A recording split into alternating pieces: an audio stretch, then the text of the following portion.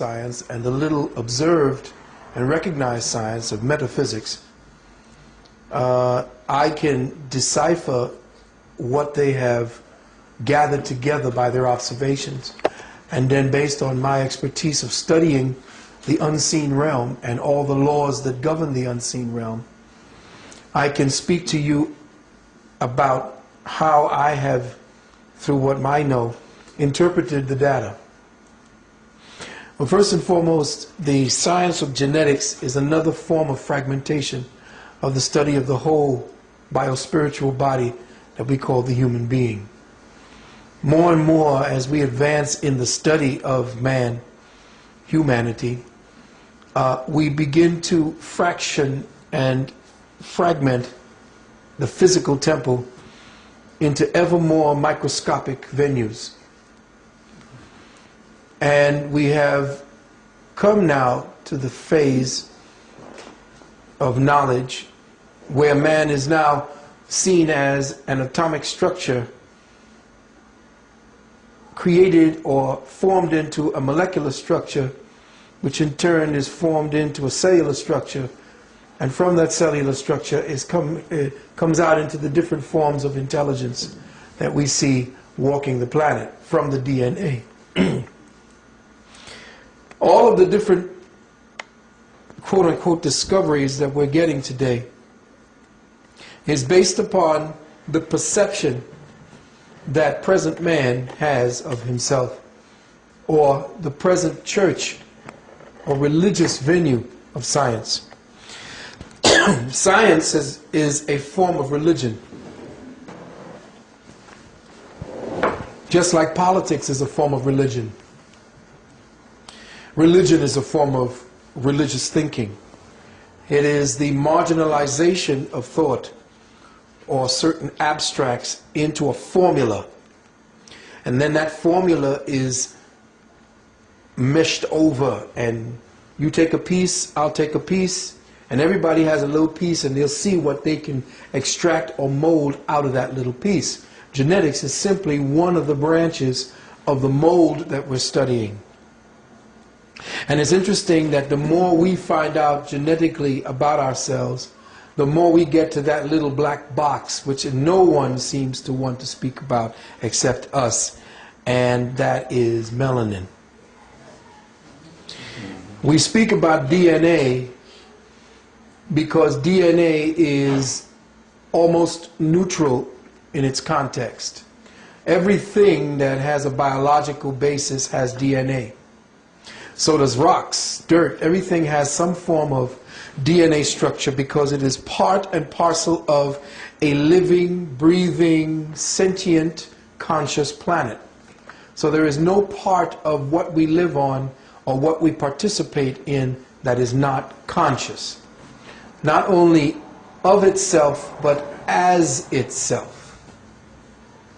So when Brother brought this particular information to us, what happened is that every time there is a new breakthrough in science, and I know that there are other metaphysicians and other spiritual people who know what I'm speaking about, that every time someone comes to us with something new that science has discovered, the occultist, the metaphysician, the one who studies the spirit, already knows what that formula is. We just have not yet interpreted the language that they've used to describe what they've discovered. But once we get a chance to look at it for a while, we know, based upon the science of metaphysics and the study of the occult realms that our ancestors have studied, we know what they are touching upon and what they are looking through. So he may hide behind his codes, which probably, if you punch in the letters DNA, you probably get right to them. You have to see that his constant fractionalizing of life is based upon the way that he sees through the prism of his reality. He cannot see or abstractly understand and understand whole beings and whole things. The Caucasoid has a frame of reference that cannot see the wholeness of a thing. He may be able to describe the surface of it, but his ability to interface with that thing that he is observing, he does not have the mechanism, the crystalline mechanism necessary for him to access that. Oh, there are many who have crossed that line by studying ardently and religiously, quote unquote, and fervently with the dark-skinned masters, but they still do not engender the immediacy of the spirit.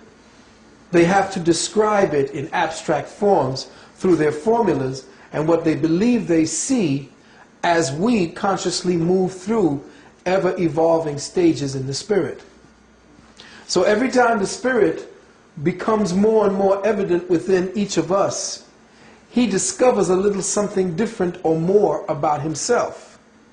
But you see, we've already put that into capsulized form as peoples of color around the world through the way we dance, through the way we sing, through the instruments that we create in order to interface with that sound, light, frequency, and vibration that we call the Spirit of God. And I'm doing all of this before we condense into the particulars, because once we do the particulars, we're getting into the white frame of reference. And what I want to do now is to set the groundwork for how we must see and interface with the information.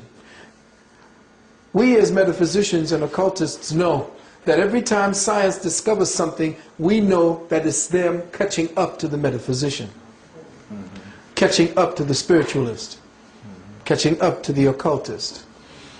There is nothing that he will ever discover that is not already known by the very few peoples who still retain the ancient wisdom knowledge, the ancient wisdom sciences, the mystery science that they talked about in ancient Kemet, the shamanic sciences that they talk about amongst the indigenous people. We already know this.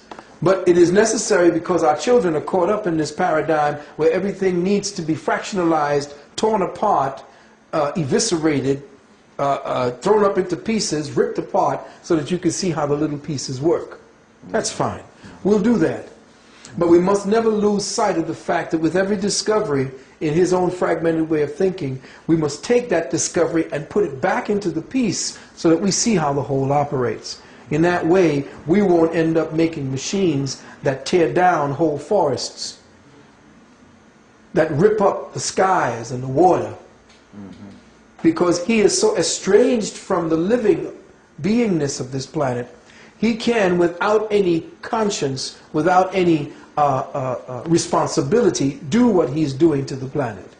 Because this is the way he sees science. He sees what life is. It's just things for him to rip up and study. Consequences be damned. They'll come later. So I must place into the records that his ever deeper incursion into the study of DNA is his ever deeper incursion into the study of dark matter consciousness, which is the study of melanin. Because melanin is the intelligence that makes the spirit real to us. It is the aspect of spirit that weaves the intent and the will of the Creator into something that we can perceive, something that we interface with through time and space, something that we could say, this is this and that is that. It gives us depth, it gives us perception. Melanin differentiates the one spirit into the many things that we witness as reality. So the study of DNA and the study of genius is the study of melanin, of which the first peoples of the planet have the abundance of. You see, when they mine us, when they stole us, when they captured us, when they came over and they tore up our ancestry and destroyed us,